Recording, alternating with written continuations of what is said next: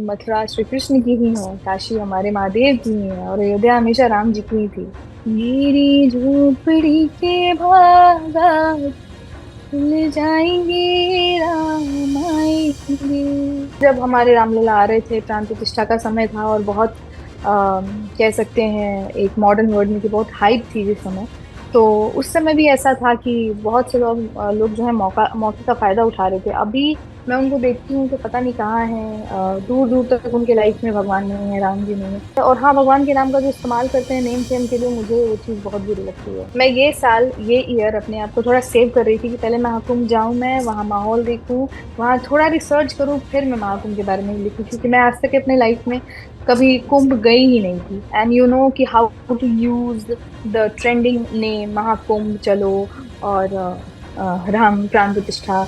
तो ये सारी चीजों को यूज करके जो लोग ये कर रहे हैं, बड़ा इजी हो गया है। तो ऑब्वियसली आप उसको उसी तरीके से यूज करेंगे, मेरे समझाने का कोई मतलब नहीं है। अभी रामनवमी आएगी, फिर बहुत सारी ऐसी चीजें, महाशिवरात्रि आने वाला है, तो फिर इसको वैसे यूज किया जाएगा। शिव कैलाशों के वासी, धूलीधारों के राजा, चोरी चोरी माखन खाते हैं माखन खाते हैं, मैया की डांट भी पाते हैं डांट ही पाते हैं।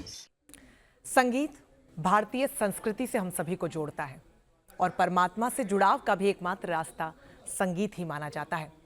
लेकिन आजकल हम सभी को और खासतौर पर युवाओं को संगीत से अगर कोई जोड़ रहा है तो वो एक ही नाम है, स्वाति मिश्रा। हमारे साथ स्वाति मिश्रा खुद जुड़ गई हैं। बहुत स्वागत है स्वाति जी आपका न्यूज नेशन पर। बहुत बहुत धन्यवाद। कैसी हैं आप?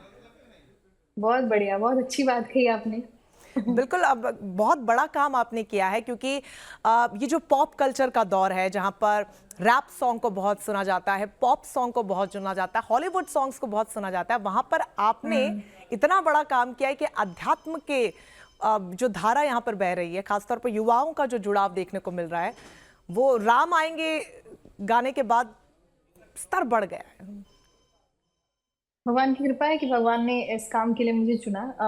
एक्चुअली अगर आप मुझसे पूछेंगे तो मेरा इंटेंशन शुरू से यही था कि मैं भक्ति संगीत को या फिर हमारे जो रीजनल म्यूजिक है, बिहार का फोक हो गया या फिर यूपी का पूर्वांचल का फोक हो गया, मेरा हमेशा मन यही होता है कि अध्यात्म से और फोक म्यूजिक से यंगस्टर्स को जोड़ूं। तो भगवान इस काम में मेरा साथ दे रहे और जब वो जुड़ाव हो ही गया है तो आपसे दरख्वास्त बस इतनी सी कर सकते हो कि आप शुरुआत अगर उस भजन के साथ कर दें। हैं। जी। मेरी झोपड़ी के भागा खुल जाएंगे, राम आएंगे। मेरी झोपड़ी के भागा खुल जाएंगे, राम आएंगे। और राम आएंगे, आएंगे, राम आएंगे।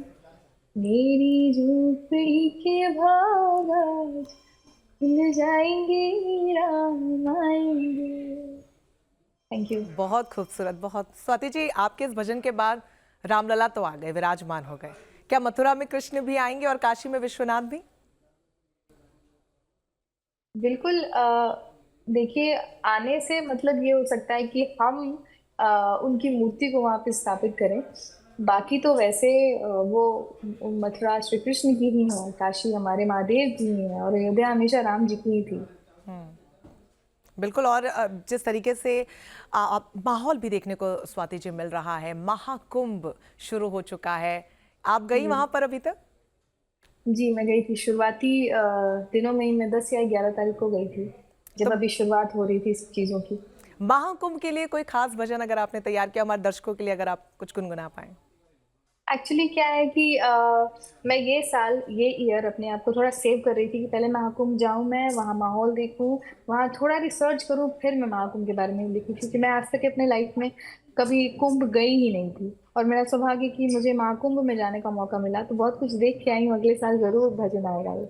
आप वहाँ पे गई हैं और आप कह रही हैं कि आप बहुत कुछ देख कर आई हैं, तो जिस तरीके की चर्चाएं अब सोशल मीडिया पर देखने को मिल रही हैं और महाकुंभ को यहाँ पर जो खास तौर पर कुछ युवा, आप कैसे इसको देख रही है? फेमस होने के लिहाज से इस्तेमाल किया जा रहा है और कई लोग जो रातों रात साध्वी या साधु बन जा रहे हैं, उनको लेकर कई खबरें सामने आ रही हैं, उसको आप कैसे देखती हैं?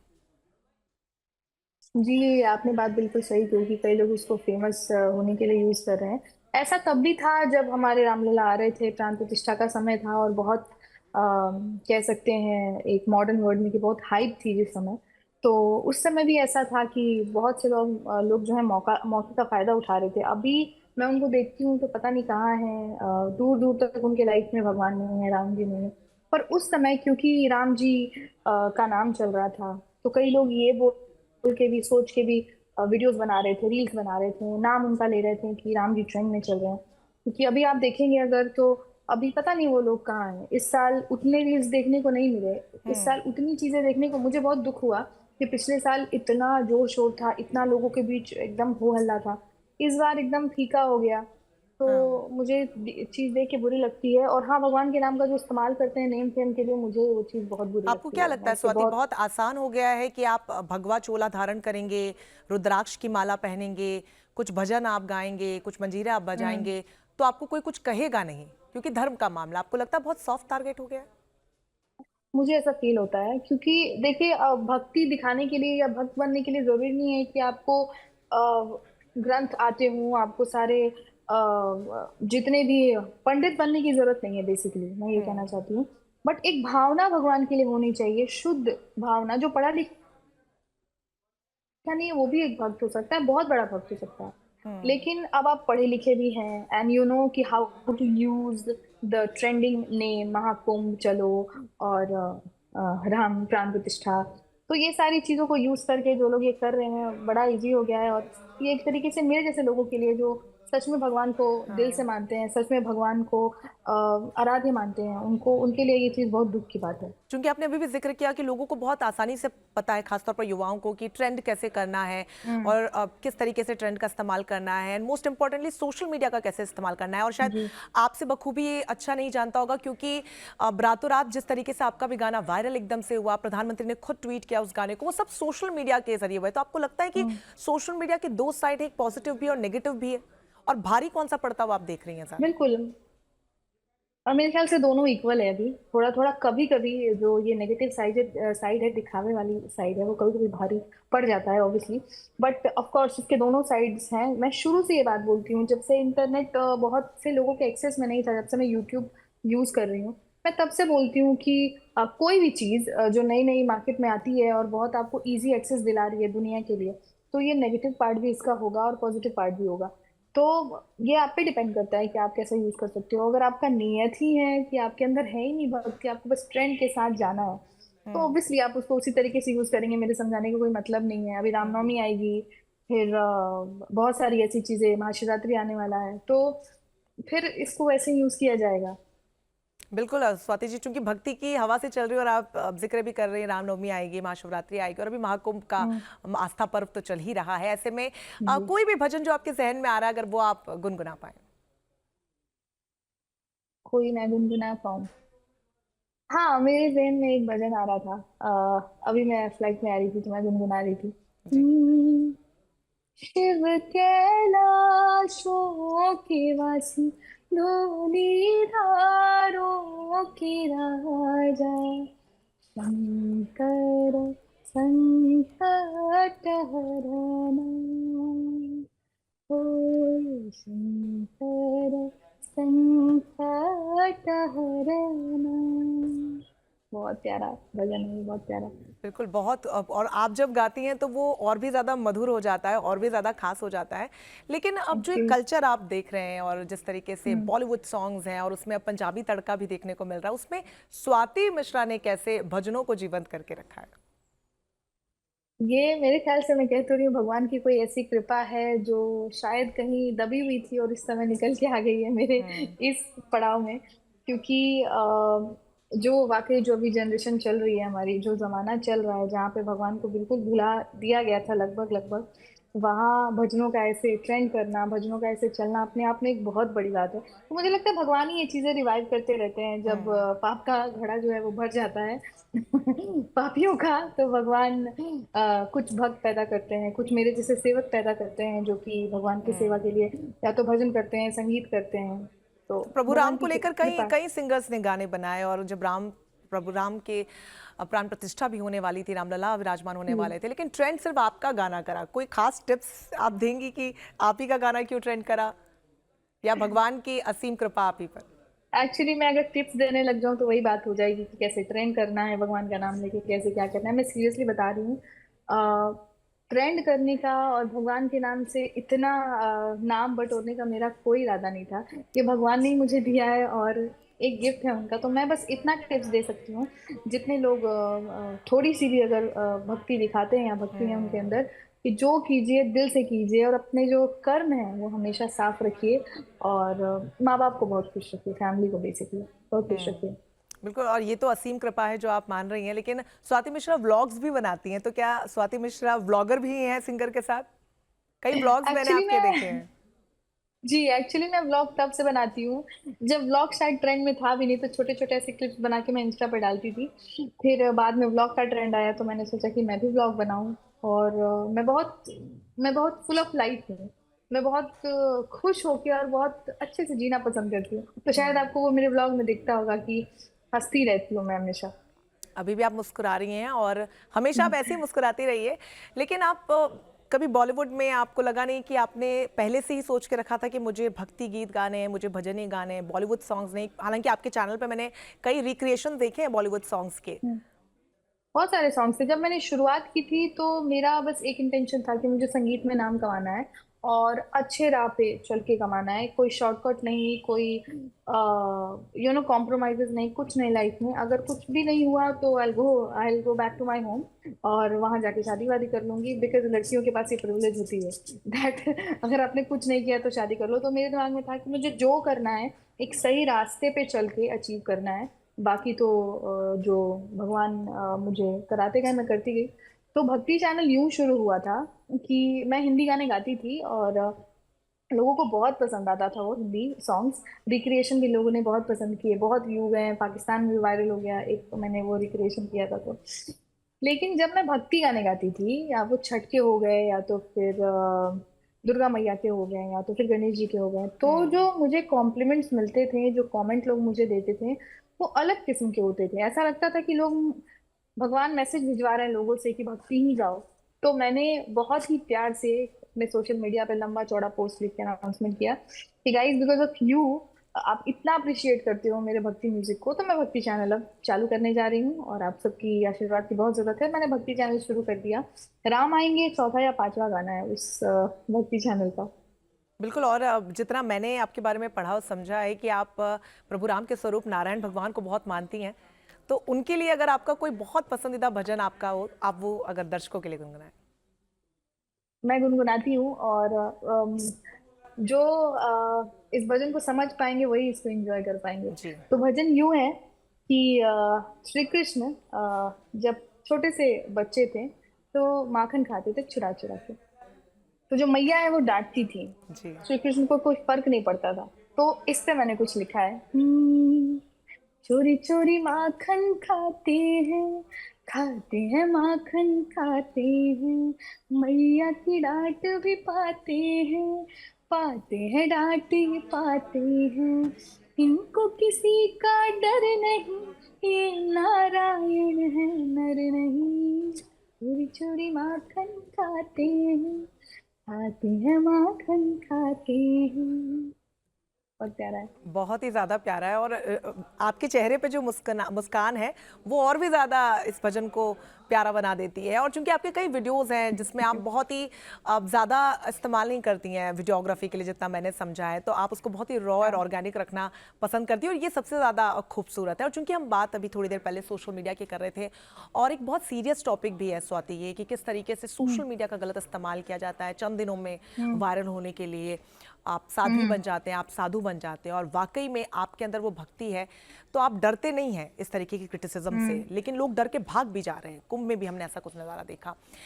ऐसे में कई सनातनियों की, कथावाचकों की ये मांग भी है कि वक्फ बोर्ड जैसे है वैसे हमारा भी एक सनातन बोर्ड बने और उसमें आप जो मठ हैं, वो मंदिर है, सनातनियों के अंडर हो और उसका संचालन वैसे ही हो। आप इसको कैसे देखती हैं? आपको लगता है कि इसकी जरूरत है अब?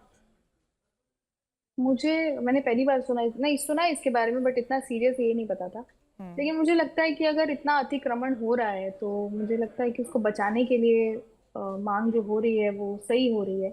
तो डिपेंड करता है कि लोग कितनी जल्दी सुधर जाते हैं, कितनी जल्दी लोग थोड़ा सच्चाई के साथ थोड़ा सामने आते हैं। जरूरी नहीं है कि आप, जैसा मैंने बोला, कि आप भगवा धारण करो, आप साध्वी बन जाओ, साधु बन जाओ तभी आप भक्त हो।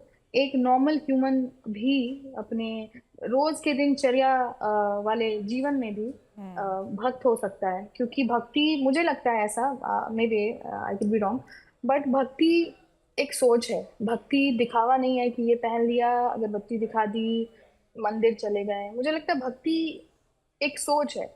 तो वो सोच आप कैसा रखते हो डिपेंड करता है। वो सोच जब आप ऐसा रखोगे तो लोगों को दिखेगा, तो फिर आपको दिखावे की जरूरत नहीं पड़ेगी। क्योंकि अभी देखो, जो दिखावा कर रहे हैं वो पकड़ा जा रहे हैं। तो मुझे लगता है कि ये मांग जो आ रही है वो अतिक्रमण की वजह से ही आ रही है। बिल्कुल, और ये बहुत ज़्यादा महत्वपूर्ण है। इस वक्त स्वाति जी आपको कई लोग देख रहे हैं और मैं समझती हूँ कि जी। युवा आपको जो देखते सुनते हैं, उनको आप क्या यहाँ से कहना चाहोगे? क्योंकि बात आजकल लोग, खासतौर पर युवा, बहुत जल्दी हताश हो जा रहे हैं, जीवन में जो चाह रहे हैं वो नहीं मिल पा रहा है, तो बहुत ज़्यादा होपलेस हो जा रहे हैं। लेकिन भगवान का एक ऐसा आसरा है और मैं पर्सनली भी इस चीज़ को मानती हूँ कि एक ऐसा रास्ता है कि जहाँ आप जाते हैं तो आप कुछ नहीं तो कम से कम शांति ज़रूर महसूस करते हैं और जीवन में आपको एक पाथ नज़र आता है। बिल्कुल। मेरे लिए भी बहुत एक सीरियस कंसर्न बीच में हो गया था, क्योंकि कई ऐसे यंगस्टर्स के बुरे खबर आ रहे थे कि कहीं कुछ हो गया, कहीं कुछ हो गया। तो ये तो रियलिटी है कि आजकल की लाइफ इतनी फास्ट हो गई है कि 2 मिनट में वायरल, 2 मिनट में गायब, और 2 मिनट में पैसे, 2 मिनट में गरीब।